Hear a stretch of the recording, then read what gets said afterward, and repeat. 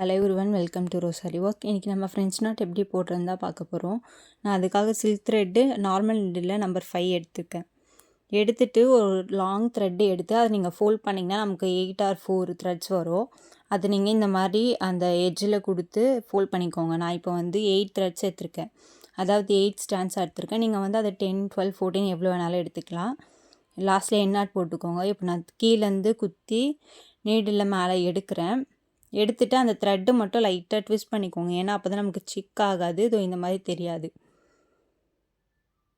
லைட்டாக ட்விஸ்ட் பண்ணிவிட்டு ஒரு கை த்ரெட்டு வந்து ஒரு கையில் பிடிச்சிட்டு இன்னொரு கையில் அது நார்மல் கீழே இல்லாமல் மேல் பக்கமாக வச்சு 2 சுற்றுங்க. சுற்றிட்டு எங்கே எடுத்தோமோ அங்கேயே நம்ம குத்திட்டோம்னா ஒரு கையால் த்ரெட்டு டைட்டாக பிடிச்சிக்கணும் எண்டு வரைக்குமே. அப்போ தான் நமக்கு வந்து ஃப்ரெஞ்ச் நாட் வந்து சிக்கே இல்லாமல் வரும்.